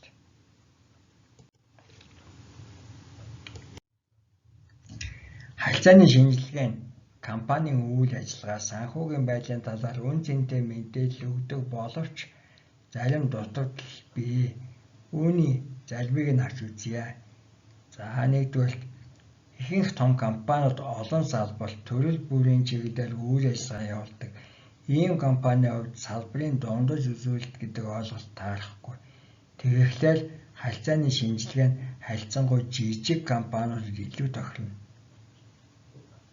Хоёрт нь ямар ч компани салбартаа тэргүүлэхийг эрмэлздэг учраас зэрэгцүүлэлт хийх дундаж үзүүлэлтийг эзэн зорилго болгохгүй. Тэд салбартаа тэргүүлж яваа компани санхүүгийн үзүүлэлтүүдэд илүү анхаарна. Энэ үед бенчмарк үзүүлэлтийг зорилгоо болгох зохино. Гуравт нь инфляц нь компанийн баланс дээрх мөнгөн дүнгээр илэрхийлсэн үзүүлэлтийг өөрчилж бодит үнэлгээнээс зөрүүтэй харуулж болдог. Өөрөөр хэлбэл инфляц нь үндсэн хөрөнгийн илэгдэл, бараа материалын үнэлгээнд нөлөөлж орлогын тайланд тусгадаг ашигын хэмжээнд нөлөөлнө. Тэгэхээр компанийн харилцааны шинжилгээний үзүүлэлт зэрэгцүүлэлт хийх гэж байгаа салбарын дундаж үзүүлэлт нь цаг хугацааны хувьд ижил байх ёстой. Хугацааны хувьд ялгаатай бол зохицуулалт, залруулга хийх шаардлага гардаг. Дөрөвт нь удирдлагын хүчин зүйл харилцааны шинжилгээнд мөн нөлөөлнө. Жишээ нь хүнсний үйлдвэрлэл эрхэлдэг компанийн хувьд бол үндсэн дүүхэд болох ургац хураалтын өмнөх харилцааны үзүүлэлт нь ургац хураалтын дараах үеийн үзүүлэлтээс нэлээд өөр гарна. Энэ үед хугацааг нь богиноор авч бараа материалын эсвэл авалгын сарын дундаж үзүүлэлт гаргаж шинжилгээ хийвэл илүү тохиромжтой. Тавд нь санхүүгийн тайлангийн Санхүүгийн тайлангаа сайн талаас нь харагдуулахын тулд зарим компаниуд цонх хөмсгөх арга техник ашигладаг. Window dressing техник гэдэг. Жишээ нь барилгын компани 2 жилийн хугацаатай зээлийг 2005 оны 12 сарын 27-нд авлаа гэе. Хэд хоногийн дараа 2006 оны 1 сарын 2-нд зээлээ эргүүлээд төлөлөө гэе. Бэлэн мөнгөтэй болсон учраас компани эргэлтийн харилцаа, төргөн хөрөх чадварын харилцаа жилийн эцэс буюу 2005 оны жилийн эцсийн баланс дээр сайн гарна. 7 хоногийн дараа зээлээ төлсөний дараа баланс эргээд хуучин байдалд орно. Энэ үйл ажиллагаа нь баярын үеэр гоёлын хувцас өмсөөд баярын дараа тайлж байгаад ээжл гэсэн үг. 6. Компаниудын хэрэглэж байгаа Нягтлан бодох бүртгэлийн өөр аргууд нь зэрэгцүүлэлт хийх боломжийг бас хөндрүүлнэ. Бараа материалын үнэлгээний аргууд, жишээ нь эхэлж авснаа эхэлж зарлах арга, дундаж урилдахын арга гэх мэт. Үндсэн хөрөнгийн илэгдэл тооцох аргууд, жишээ нь шулуун шугамын арга, давхар бууруулах арга гэх мэт. Зэрэг нь санхүүгийн тайлбар нөлөөлж компаниудын хооронд зэрэгцүүлэлт хийх боломжийг бууруулна. Үйлдвэрлэлийн тоног төхөөрөмжийн ихэнхийг түрээсээ л авч ашигладаг компанийн хувьд үндсэн хөрөнгийн хэрэгц их гарч ашиглалт нь сайн гэсэн сэтгэл төрүүлдэг. Гэтэл түрээсийн хөрөнгийг баланс тусгахгүй. Түрээсийн хөрөнгөтэй холбоотой төлбөр тооцоо нь баланс дээр өрөөр харагдахгүй. Тэгэхээр түрээс нь эргэц ба өрийн харилцааг хийсвэрээр сайн харуулдаг гэж болно. Гэхдээ Нягтлан бодох бүртгэлийн мэргэжилтнүүд ийм асуудлыг аль болох багц гарах хэмжээг авдаг. 7-д нь ямар нэг харилцааны үзүүлэлтийг шууд сайн эсвэл муу гэж дүгнэх нь буруу. Жишээ нь эргэлтийн харилцаа их гарвал нэг талаас төлбөрийн чадвар сайн гэсэн дүгнэлт хийж болно. Нөгөө талаас мөнгөн хөрөнгийн илүүдэл нөөцтэй ашиг хөө авч илдэггүй, өөрөөр хэлбэл эргэлтэнд орохгүй байгаа хөрөнгөтэй учраас муу гэсэн дүгнэлт хийж болно. Үндсэн хөрөнгийн эргэц их гарвал хөрөнгийн ашиглалт сайн. Гэхдээ богино хугацаанд ашиглах мөнгөн хөрөнгийн үлдэгдэл бага гарч хөрөнгө оруулалтыг санхүүжүүлэх бэлэн мөнгө дутагдана гэсэн дүгнэлт хийхэд хүргэнэ.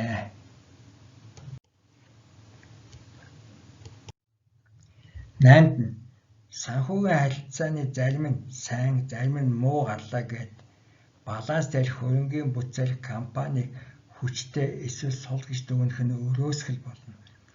Сонгосон харилцаагаар хийсэн шинжилгээ үнэхээр үн цэнтэй, өгөөжтэй, бодит байдалд нийцж байгаа эсхийг тогтоохын тулд статистикийн аргуудыг ашиглах тохиолдол олоо. Ийм аргыг банкуд ба зээл олгодог бусад байгууллагууд ашиглаж компаниудыг санхүүгийн чадвараар нь санхүүгийн хөндлөлд орох магадлалаар нь илэмбэлдэг. Санхүүгийн харилцааны шинжилгээ хийх үедээ дээлд оролцсон зарим зөрчилийг харгалзан зохих хэмжээний залруулгыг шинжээсэл хийх шаардлагатай. Томьёонд баригдан механикаар хийсэн шинжилгээ утгагүй. Үр дүн муутай гэдгийг мартаж болохгүй. Бодит байдлыг илүү харуулах томьёо, харьцуулах шалгуур үзүүлэлтийг зөв сонгосноор шинжилгээний үр дүн сайн гарч хэрэгтэй мэдээллийг санхүүгийн шинжээчид олж авна. Санхүүгийн шинжилгээний үзүүлэлтэд таны зүгээс тайлбар хийх боломж одоохондоо сул байж болно. Гэхдээ энэ бүлгийн төгсгөлийг өөд судалснаар таны чанар илүү болох нь дэмжихгүй.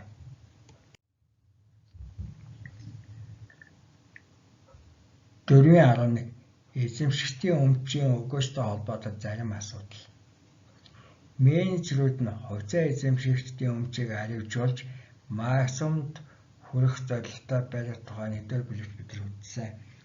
эзэмшигчдийн өмчийн өгөөжийг нэмэгдүүлэхийн тулд компани шатараасан арга хэмжээ авна гэдэг нь хувьцаа эзэмшигчдийн баялагийг өсгөн гэсэн санаалаа ижлүү. Яг ийм биш. Гэхдээ эзэдийн өмчийн өгөөж хувьцаа эзэмшигчдийн баялаг нь хоорондоо шууд хамааралтай багтах юм. Хэрэв компани зөвхөн эзэдийн өмчийн өгөөжийг үйл ажиллагааны хэмжүүр гэж үзэж байвал хүндрэл гардаг. Үүнд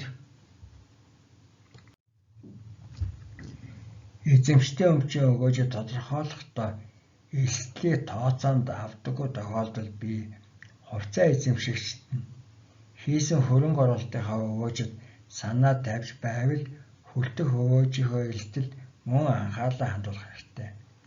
Энэ асуудлыг тодорхой болгох үүднээс нэг компани хоёр салбарыг авч үзье. Компанийн S салбарын мөнгөн урсгал харилцангуй тогтвортой хүлээгдэж байгаа эзэдийн өмчийн өгөөж нь 15%. Харин L салбарын мөнгөн урсгал нь тогтворгүй эрсдэлтэй хүлээгдэж байгаа эзэмшигчдийн өмчийн өгөөж 16%. Эдгээр нь хүлээгдэж байгаа төлөвлөгөөд үзүүлэлт учраас материал жаагүй зөвхөн таамаглал юм. Бизнес явагдаад хүлээгдэж байсан төлөвлөгөөт хэмжээнд хүрвэл L салбарын менежерүүд S салбарынхаас илүү ашиг хүлээнэ. Гэхдээ S-ийн эрсдэл бага учраас хувьцаа эзэмшигчдийн хувьд илүү үнэтэй салбар байна.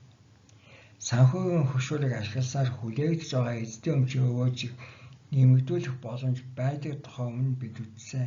Гэхдээ энэ үед эрсдэл нэмэгдэж хөшүүрийг ашиглаж өсгсөн эзэмшигчдийн өмчийн өгөөж тийм сайн зүйл биш гэдгийг тэмдэглэх нь зүйтэй. Бас нэг дутагдaltaй тал гэвэл эзэдийн өмчийн өгөөж нь хийсэн хөрөнгө оруулалтын хэмжээнд бараг анхаардгүй гэж болно. Жишээ нь компани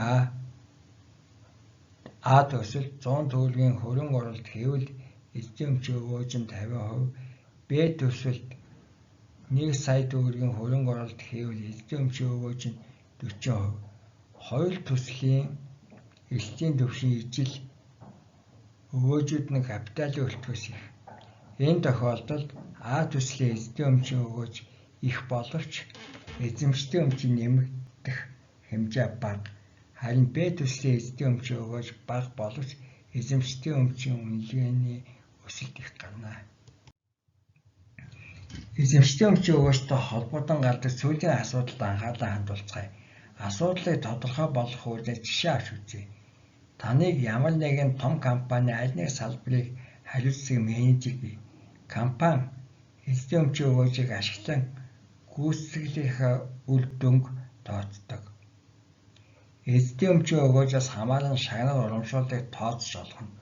Жилийн эцэст танаа салбар эзэдийн өмчийн өгөөж нь 45% гарлаа гэв. Ийм үед илүү том хэмжээтэй эрсдэл багтаа эзэдийн өмчийн өгөөж нь 35% бага өөр төсөлд хөрөнгө оруулалт хийх боломж гарлаа гэв.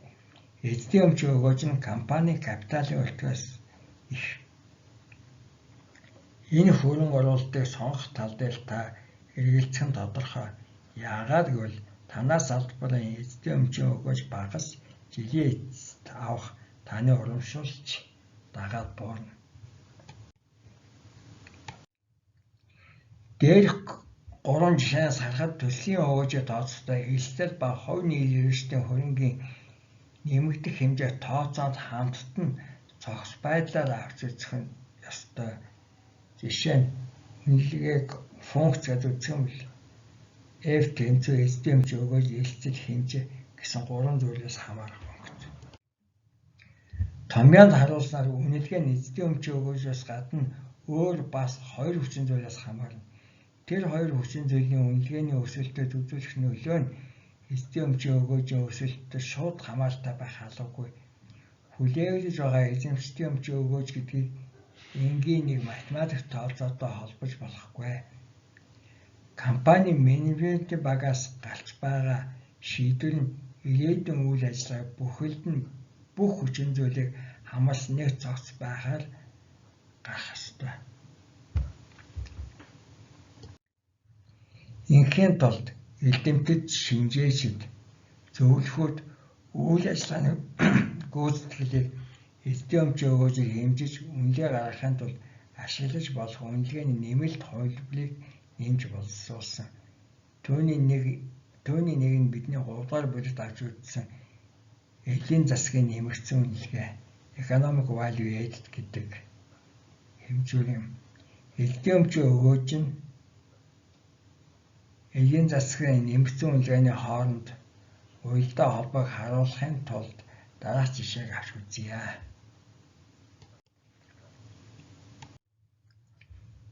Эдийн засгийн нэмэгдсэн үнэлгээ нь эзэмшигчдийн өмчийн өгөөжтэй ямар уялдаа холбоотой байдгийг тодорхой болгох үүднээс Keller Electronics компани жишээг авъя. Keller Electronics компани хөрөнгө оруулагчдын хийсэн үйл ажиллагааны капиталын $50,000 нь урт хугацааны үр, $50,000 нь энгийн хугацаанаас бүлджээ. Давуу эрхтэй хувьцаа өрийн бичиг гаргаагүй. Урт хугацаатай өрийн хүүний хэмжээ нь 10%. Компанийн 40% албан газрын шатлалт хамгаалдаг. Урт хугацаатай өрийн хүүн татвар бууруулах зардалд хамаарна. Тэгвэл татварын дараах өрийн өртгөн 6% болно. Компанийн эрсдлийн үнэлгээ тооцохдоо хувьцаа эзэмшигчдийн шаардах өгөөжийг 14% гэж үзнэ. Хэрэв хувьцаа эзэмшигчид ижил үйл ажиллагаа явуулдаг өөр компанийн хувьцаанд хөрөнгө оруулалт хийвэл авч болох өгөөжийн хэмжээ 14% гэж ойлгож болно.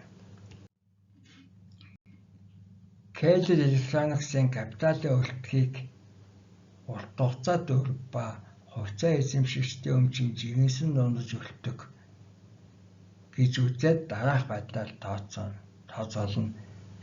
0.5-ыг үйлчлэн 6%, нэмдэг нь 0.5-ыг үйлчлэн 14%, тэнцүү 10%. Нэг жилийн капиталын өртгийг мөнгөн нүгээр илэрхийлэх юм бол 0.10-ыг үйлчлэн $100,000, тэнцүү $10,000. Keller Electronics-ийн орлого урдынгийн тайланг харцгаая. Үйл ажиллагааны орлого буюу хүү ба татвар төлөхөмнөх ашиг нь $20,000, хүүний зардал нь 0.10-ыг үйлчлэн $5,000, татвар ногдох орлого нь $20,000-аас саяын хүүний зардал $5,000-ыг хасгая $15,000. Төлөх татварын хэмжээ тооцоод гаргавал 0.4-40% татвар төлнө гэж байна. 0.4-ийн үйлчлэн 15,000, тэнцүү 6,000. Keller Electronics-ийн цэвэр ашиг 15,000-аас асах нь 6,000, тэнцүү $9,000. Эзэмшигчдийн өмчийн өгөөжийг тооцвол 9,000-ыг хуваад нь $50,000, тэнцүү 0.18 буюу 18%. Одоо Keller Electronics-ийн эдийн засгийн нэмэгдсэн үнэлгээ олъё. Эдийн засгийн нэмэгдсэн үнэлгээ тэнцүү хүү татварын өмнөх ашигтыг үйлчлэг нэгээс асах нь хасдах нь хаалтанд үйл ажиллагааны капиталд хийсэн нийт хөрөнгө оруулалтыг үйлддэг нь татварын дараах хууль илэрхийлсэн капиталын өртөг. За энд одоо тоон үзүүлэлтүүдэд оруулъя. Эдийн засгийн нэмэгдсэн үнэлгээ тэнцүү 20,000-ыг үйлддэг нь нэгээс асах нь 0.40, хасдах нь 100,000-ыг үйлддэг нь 0.10. Ингээд тооцоод үзэхээр $20,000 гарлаа. Эсвэл эдийн засгийн нэмэгдсэн үнэлгээ тэнцүү цэвэр ашигаас хасдаг нь хаалтан дотор хувь нийлүүлсэн капиталыг үйлддэг нь хувь нийлүүлсэн капиталын өртөг. Эдийн засгийн нэмэгдсэн үнэлгээнд тэгвэл тоогоо орлуулахаар 9,000-аас хасдаг нь 50,000-ыг үйлддэг нь 0.14. Эдийн засгийн нэмэгдсэн үнэлгээ мөн 2,000 гарлаа. Ижил эрсдэлтэй өөр хувьцаанд хөрөнгө оруулалт хийсэн тохиолдолд авах байсан ашигаас их буюу $2,000-ийн эдийн засгийн нэмэгдсэн үнэлгээг бий болголоо. Энэ 2,000 яаж бий болсон шалтгаалалтаа авч үзье. Компанийн бий болсон үйл ажиллагааны ашиг 20,000, улсад төлөх албан татврын хэлбэрээр засгийн газарт очих $6,000 шилжүүлсэний дараа $14,000 үлдэнэ. Бонд эзэмшигчдэд очих хүний төлбөрт $5,000 шилжүүлсэний дараа $9,000 үлдэнэ. Keller Electronics-ийн хувьцаа эзэмшигчдийн авах хүлээгдэж байгаа орлого нь $0.14-ийг үйлчлэх нь $50,000, тэнцүү $7,000 болж байна. Энэ $7,000-ыг компани бизнесдээ заавал үлдээн гэсэн болцол байхгүй. Гэхдээ урт хугацааны хувьд үйл ажиллагаагаа өргөжүүлэх үүднээс бизнесдээ үлдээгээд янз бүрийн төлбөр татврын тооцоо хийгээд ашиглах боломж бас бий. Тэгэхээр энэ $7,000 нь үндсэндээ хувьцаа эзэмшигчдийн хүлээж байгаа ашиг эзэмшигчдийн өмчийн үнэлгээг бууруулах үс нөхцөлд компанид үлдэх ашиг юм. Хамгийн сүүлд нь үлдэж байгаа $2,000 нь эдийн засгийн нэмэгдсэн үнэлгээ юм. Keller Electronics-ийн менежментийн багийн бий болгосон хувьцаа эзэмшигчдийн хөрөнгийг аливжуулж байгаа нэмэгдэл баялаг. Өөрөөр хэлбэл хувьцаа эзэмшигчид Keller Electronics-тай ижил эрсдэлтэй компанийн хувьцаанд хөрөнгө оруулалт хийсэн тохиолдолд авах байсан өгөөжөөс илүү авч байгаа нэмэгдэл баялаг юм.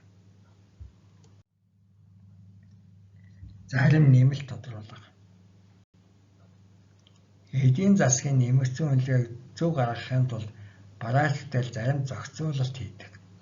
Энэ зохицуулалт нь түрээсийн хөрөнгө, илэгдэл, няглан бодох бүртгэлд хэрэглэдэг бүтээл хөдлөлийн зарим онцлогтой холбоотой. Keller Electronics-ийн энэ жилийн бий болгосон $9,000-ыг хувьцаа эзэмшигчид шууд хүртэх боломжтой байлгүй. $7,000 нь хүлээгдэж байгаа хувьцаа эзэмшигчдийн шаардах өгөөж 2,000 нь эдийн засгийн нэмэгдсэн үнэлгээ.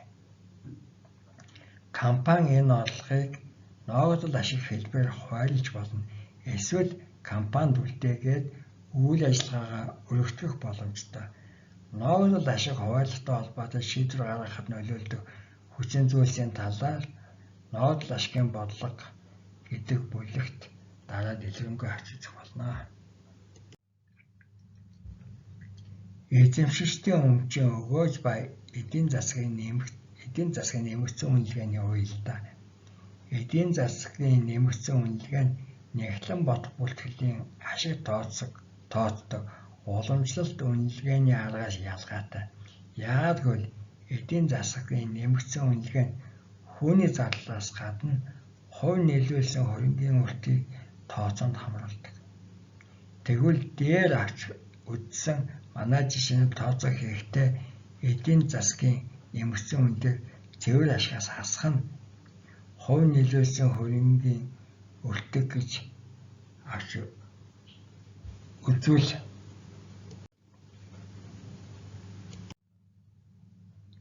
эдийн засгийн нэмэгдсэн үнэлгээ тэнцүү цэвэр ашигаас хасдаг нь хаалтанд хувь нийлүүлсэн хөрөнгийг үйлддэг нь хувь нийлүүлсэн хөрөнгийн өртөг. Тэгвэл эдийн засгийн нэмэгдсэн үнэлгээ буюу EVA нь 9,000-аас хасдаг нь 50,000-ыг үйлчлэх нь 0.14. Тэгэхээр 2,000 гарч байна. Эдийн засгийн нэмэгдсэн үнэлгээ тооцдог өөр томьёог ашиглавал ижил хариу гарна.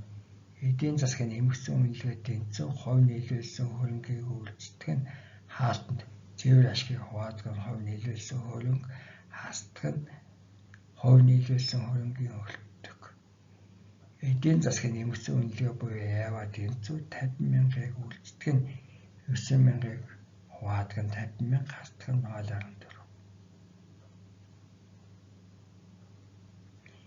Тэгэхээр мөн л 2,000 гарлаа. Эсвэл эдийн засгийн нэмэгдсэн үнэлгээ тэнцүү хувь нийлүүлсэн хөрөнгийг үйлддэг нь хаалтанд эзэмшигчдийн өмчийн өгөөжөөс хасдаг нь хувь нийлүүлсэн хөрөнгийн өртөг. эдийн засгийн нэмэгдсэн үнэлгээ тэнцүү EVA тэнцүү 50,000-ыг үйлддэг нь 0.18-аас хасдаг 0.14 үнэхээр мөн л 2,000 гарлаа. Сүүлийн томьёонд эдийн засгийн нэмэгдсэн үнэлгээ нь 3 хүчин зүйлээс хамгаалж байна. Нэгдүгээр эзэмшдэг өмчийн өгөөж, хоёрт хувь нийлүүлсэн хөрөнгийн өртгөөс хамаарах элстэл, гуравт хувь нийлүүлсэн хөрөнгийн хэмжээ. Эзэмшигчдийн өмч эсвэл хувь нийлүүлсэн хөрөнгийн үнэлгээ нь 3 хүчин зүйл болох элстэл өгөөж хэмжээнээс хамаарна гэж өмнө нүүдэлсэн жишээ энд дахин батлагдлаа. Хамгийн сүүлд бидний авч үзсэн томьёоноос ч энэ харагдаж байна.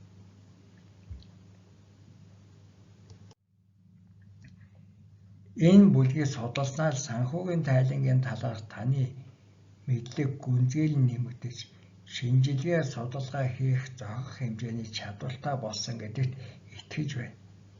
Ялангуяа үйл ажиллагааны гүйцэтгэлээ үнэлж, бизнесийн шийдвэрээ гаргаж, ирээдүгөө таамаглаж төлөвлөх гэж байгаа хүний хувьд энэ маш чухал. Санхүүгийн шинжилгээ гэдэг ойлголт нь тайлангийн тоо мэдээллийг хооронд нь нэмж хасж хувааж үйлчүүлдэг математик үйлдэлээр хязгаарлагдахгүй гэдгийг мартаж болохгүй. Үүнээс гадна компани үнэлгээ гаргах үед бизнес нөлөөлж байгаа цаашид ирээдүйд нөлөөлөх боломжтой чанарын хүчин зүйлсийг авч үзэх хэрэгтэй гэдгийг мартаж болохгүй. 4.12 тооцооноос гадна анхааруул зохих зарим зүйлс. Эдгээр хүчин зүйлсийн жагсаалтыг Америкийн бие даасан хөрөнгө оруулагчдын холбоо дараах байдлаар гаргажээ. Нэгдүгээрт, компанийн бүх орлого зөвхөн ганц том захиалагчаас хамаарч байна уу?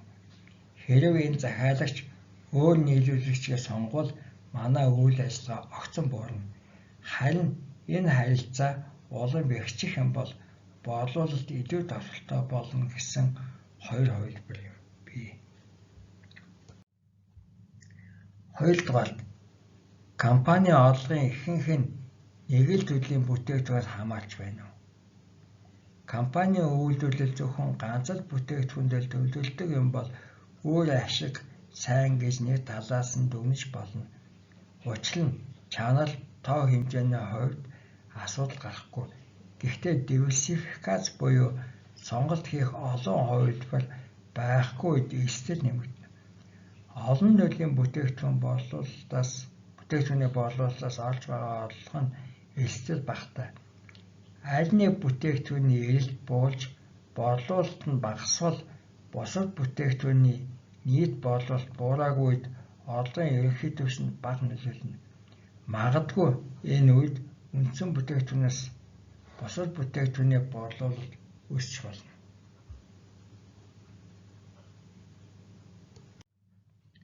Гуравт, компани үйл ажиллагаа нэг л нийлүүлэгчээс хамаарч байна уу?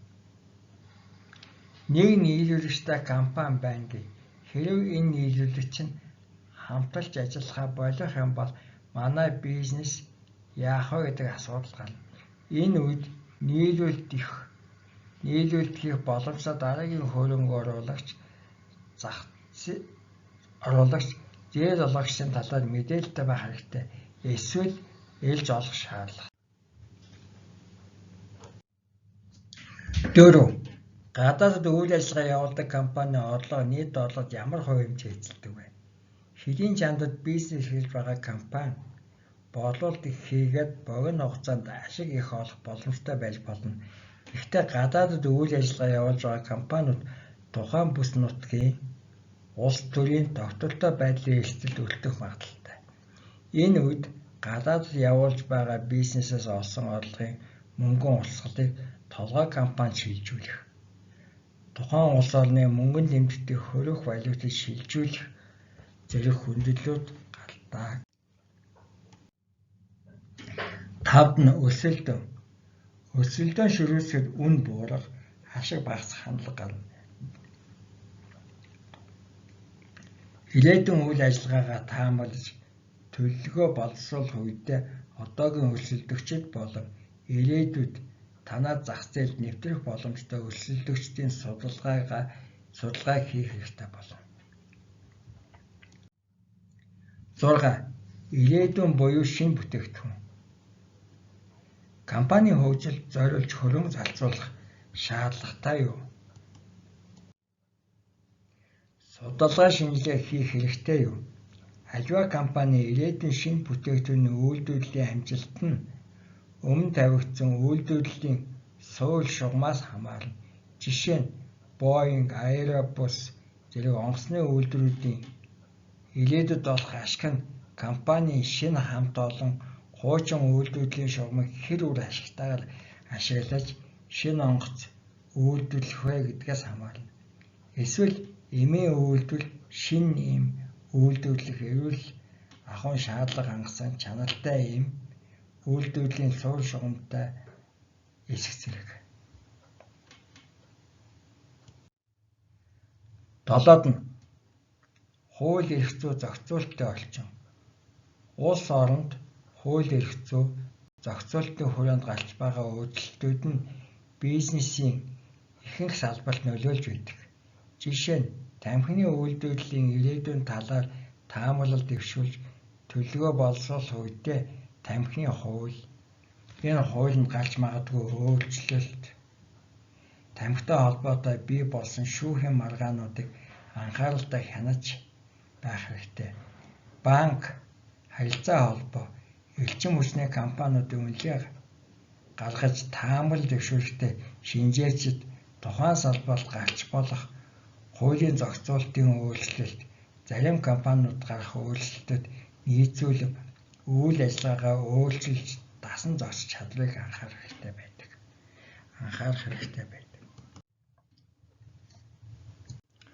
4.13. Санхүүгийн хүндэтлэлийг онцлох.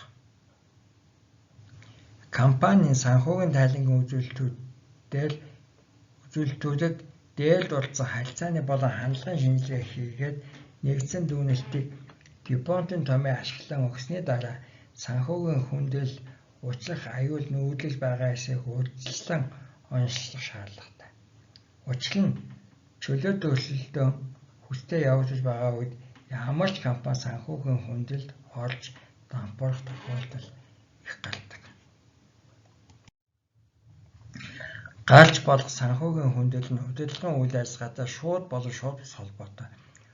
Удирдлагын ямар нэг буруу шийдвэр нь хүндэлд хүргэдэг боловч ихэнх тохиолдолд ийм байдалд орохоос өмнө училж болох таагүй байдлыг урьдчилан мэдэж арга хэмжээ авах нь зүйтэй. Санхүүгийн хүндэлийн онцлогоог статистикийн үүднээс хамгийн анх судалсан хүн Уильям Бивел. Тэрээр ижил салбарын ижил үйлдвэрлэлд эрхэлж байгаа дампуурсан эсвэл дампуудын элемент тулж ирсэн компани болон үйл ажиллагаа нь хэвийн явагдаж байгаа компанийн санхүүгийн үзүүлэлтүүдэд судалгаа хийж зэрэгцүүлэн үзжээ. Тэр судалгаанд санхүүгийн харилцааны 30 гаруй үзүүлэлтийг ашигласан байна. Дампуурхаас өмнөх хэд хэдэн жилийн дундаж үзүүлэлтүүдийг гаргаж үзэгцүүлжээ. Төрөл бүрийн харилцааны үзүүлэлт нь бүгд онцлогоонд ашиглагдахгүй боловч ерөнхий дүр зургийг гаргаж чадна. Ер нь компани санхүүгийн хүндэрлэлийг онцлдог 2 арга байдаг. Нэгдүгээр мөнгөн улсгал ба нийт төлбөрийн харилцаа, хоёрт Альтманы Z загвар. 6.4.3 дээр мөнгөн улсгал, нийт төлбөрийн харилцааны өөрчлөлтийг сүүлийн жилүүдэд ямар байсныг дампуурсан болон хэвийн үйл ажиллагаа компани жишээн дээр зэрэгцүүлэн үзүүлв. Дампуурлын элемент тулсан ба үйл ажиллагаа нь хэвийн явагдаж байгаа компани зэрэгцүүлэлт. Хамгийн дээд талд нь болохоор хэвийн үйл ажиллагаа компани үзүүлэлтүүдийг харууллаа энэ парам графикаар. дампуулын элемент тулсан компаниудын доор харуулсан. За тэгээд дампуурахын өмнөх хугацааг жилүүдээр харуулчихсан байж байгаа. Босоо тэнхлэгээр мөнгөн гүйлгээ нийт үйл төлбөрийн харилцааг харуулчихсан. За тэгэхээр мөнгөн гүйлгээ нь тогтолцоо байгаа компаниудын болохоор энэ дээр явж ин хэвийн үйл ажиллагаатай. Харин мөнгөн гүйлгээний тоглолтоо доор байна. Мөнгөн олцгол ба нийт үйл төлбөрийн харилцаа нь санхүүгийн хүндрэлийг онцлох чухал үзүүлэлт болдог. Учир нь компани мөнгөн олцголын дүнгээр нийт үйл төлбөрөөр барагдуулна гэдэг бол түүний санхүүгийн чадварыг харуулах гол шалгуур билээ. Энэ харилцаа 0.4 ба түүнээс дээш байвал үйл ажиллагаагаа хэвэн явуулж байгаа компани, 0.2-оос доош байвал энэ компанид дампуурах аюул нүүлгэж байна гэж үздэг. Биевэлт ойролцоо судалгааг Эдвард Альтман хийжээ. Тэл судалгаанд олон дискриминантын болон харьцааны шинжилгээг хосуулан хэрэглэсэн. Альтман санхүүгийн 22 харьцааны үзүүлэлтийг шинжилэн судалж, компани санхүүгийн байдлыг онцлох 5 бүлэгт хувааж, тэдгээр үзүүлэлтэнд сүүлийн жилүүдэд ямар түвшинд байсан, яаж өөрчлөгдөж байгаа зүй тогтолтод тулгуурлан компани тогтвортой байдалд дүгнэлт өгөхөд хангалттай гэсэн шийдвэр гаргажээ. Хэрэв компанийн дампуурах магадлал өндөр байвал энэ тооцооны үзүүлэлт нь доогуур гардаг. Альтманы гаргаж ирсэн энэ тооцоог санхүүгийн онцлогооны Z загвар гэж нэрлэнэ. За энэ томьёон дээр байж Z тэнцвэр 1.2-ыг үүсгэх нь X1, нэмдэг нь 1.4-ийг үүсгэх нь X2, нэмдэг нь 3.3-ыг үүсгэх нь X3, нэмдэг нь 0.6-ыг үүсгэх нь X4, нэмдэг нь 0.99-ийг үүсгэх нь X5. Энэ томьёонд X1 нь ажлын капитал нийт активын харилцаа, X2 нь хуримтлагдсан ашиг нийт активын харилцаа, X3 нь хүү ба татвар төлөхөө өмнөх ашиг нийт активын харилцаа, X4 нь элдийн өмчийн зах зээлийн үнэлгээ, нийт үйл төлбөрийн бүртгэлийн үнэлгээний харилцаа, X5 нь борлуулалт нийт активын харилцаа.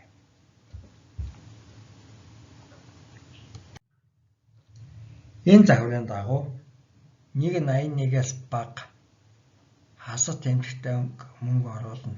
Үзүүлэлттэй компани дампуурах аюул төхөж очсныг 2.99-ээс дээш үзүүлэлттэй хэвийн үйл ажиллагаатай байгааг харуулдаг. Харин 1.81-ээс 2.99-ийн хооронд бол үйл ажиллагаа саалж байгаа компани гэдэг онцлогоо тавьдаг. Хэрэв ийм үзүүлэлттэй гарвал тухайн компани үйл ажиллагаагаа тууштай идэвхжүүлэх шаардлага тулгардаг. Энэ тооцоог хийх явцад дампуурахгүй байх магадлал нь яг тэнцдэг буюу 50-50% цэг гэж байдаг. Энэ үед Z нь 2/675 болно. Яаж ч болох, дампуурч болох, дампуурахгүй яаж болох эргэлзээтэй мужийн Z тэнцвэр 1.81-ээс Z тэнцвэр 2.99-ийн интервалд багтана. Z их байх тусам дампуурах магадлал бага болдог.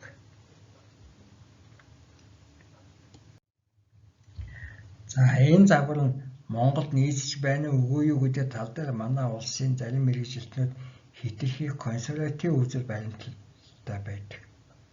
Үүнд хариу өгөх зорилгоор манай улсын тэргүүний компаниудын нэг болох Апу хувьцаат компани бодит жишээн дээр дампуурлын онцлогоог 1999 оны байдлаар хийж үзлээ.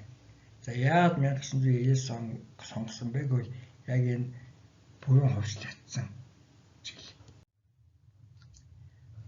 Апу хувьцаат компани үлдэгдэл балансыг энд харууллаа. За ингээ харах юм бол эргэлтийн хөрөнгө нь 2,422,722 байна.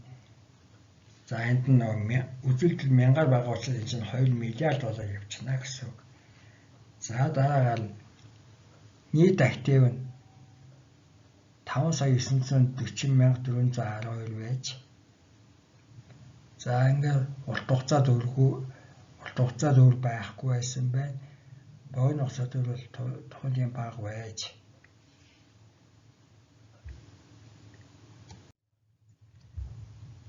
За Апо официал компани орлогын тайлангийн харууллаа.